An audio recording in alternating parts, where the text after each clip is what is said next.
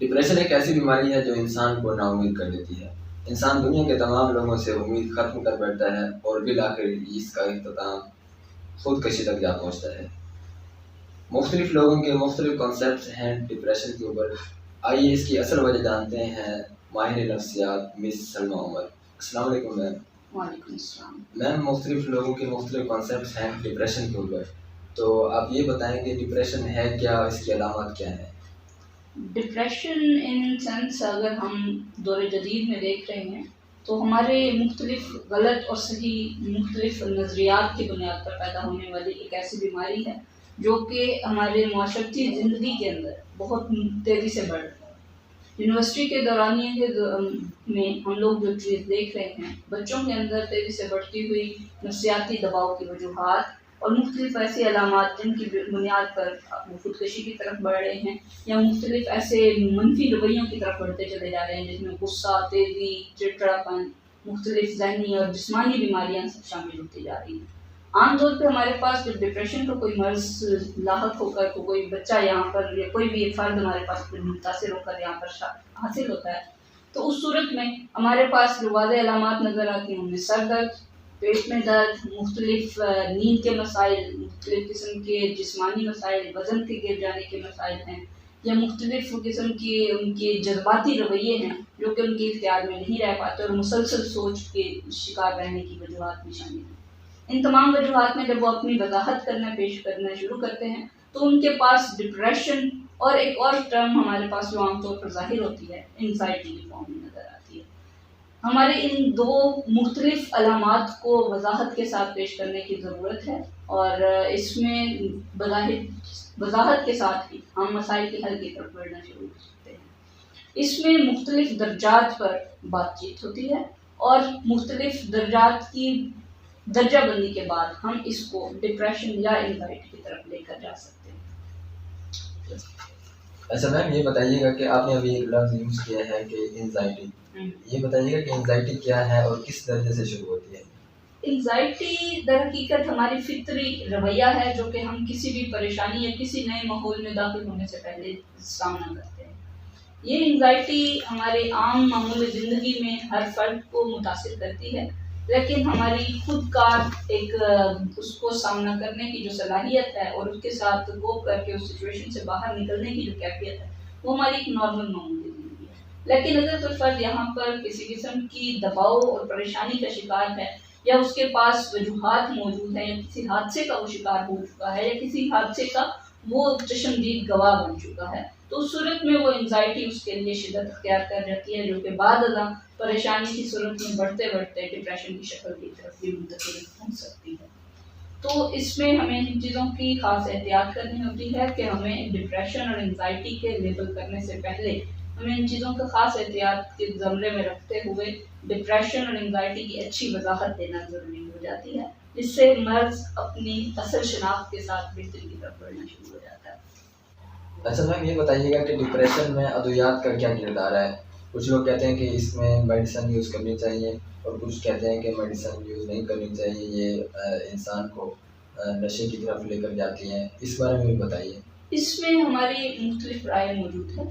Depression در حقیقت مختلف درجوں میں ظاہر ہوتا ہے۔ اس کا پہلا درجہ جسے ہم مائلڈ لیول کا ڈپریشن کہتے ہیں، یہ عام طور پر پیش آنے والی کسی پریشانی کے باعث وقتی طور پر ہم پر حاوی ہو جاتا ہے، جسے ہم ظاہری مشاورت سے حل کر سکتے ہیں۔ اس میں آپ کے دوست احباب، آپ کے ارد گرد کا ماحول آپ کا ساتھ دیتا ہے اور آپ اس میں تیزی سے اس ماحول سے باہر نکلنا شروع ہو جاتے ہیں۔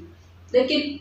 مائلڈ لیول پر عام طور پر لوگ ماہر نفسیات یا سائیکیٹرسٹ حضرات کے پاس سفر نہیں کرتے، لیکن اس کا دوسرا درجہ جو کہ ماڈریٹ لیول آف ڈپریشن ہے، اس ڈپریشن کے لیول میں آپ کے اوپر جسمانی تبدیلیاں واضح ہونا شروع ہو جاتی ہیں، جس میں مسلسل سر درد، پٹھوں کا کھنچاؤ، نیند کی کمی، آپ کے وزن کا تیزی سے گر جانا یا بڑھ جانا یا نیند کی بہت زیادہ شدت اختیار کر جانا، آپ کے جسمانی مسائل کے اضافہ بڑھ جانا، آپ کو مسلسل پیٹ کا خراب ہو جانا، معدے کی مسلسل تکالیف کا سامنا کرنا۔ تو ایسے صورت میں کیونکہ ہم ڈاکٹرز کے پاس جانے کی ترجیح دینا شروع کر دیتے ہیں تو اس درجے پہ ہم لوگ مشاورت کے ذریعے اس مسئلے کو حل کر سکتے ہیں۔ یہاں اس درجے پر ادویات کا کوئی خاص کردار موجود نہیں ہوتا، کیونکہ سائیکیٹری جو ہمارے پاس اس وقت ہمارا منظر پیش کر رہی ہے اس میں یہ ہے کہ ہم ان علامات کو ادویات کے ذریعے حل کر سکتے ہیں، لیکن اس کی در حقیقت وجوہات کو ختم نہ کر سکنے کی صورت میں یہ دورانیہ بڑھ سکتا ہے، تو اس وجہ سے ہم اس پر مشاورت کو ترجیح دیتے ہیں۔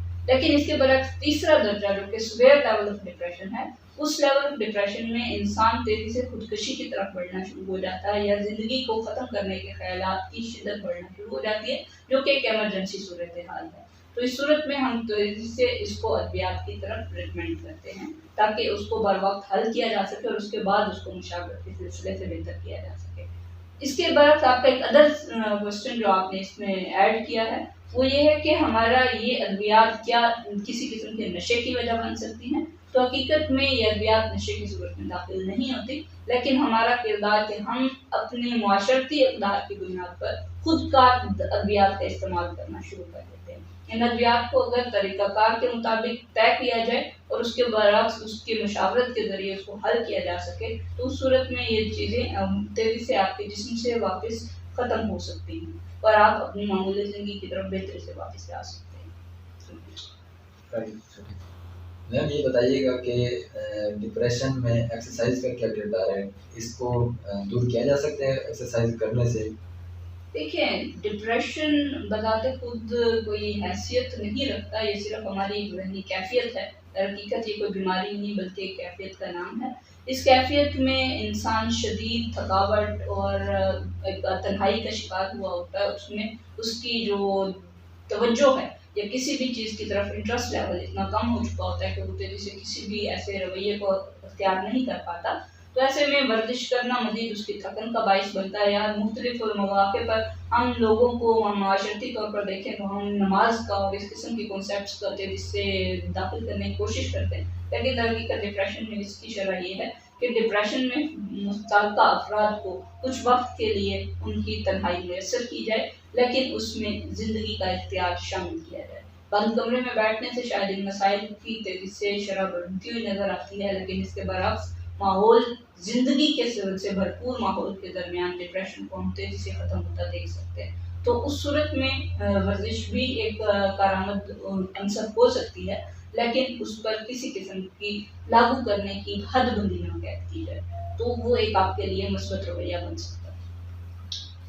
بہت شکریہ میم، بہت سے لوگوں کا جو مسکنسیپٹ تھا ڈپریشن کے اوپر اب امید ہے کہ وہ ختم ہو چکا ہوگا۔ آپ نے اپنا قیمتی ٹائم دیا، بہت شکریہ آپ کا۔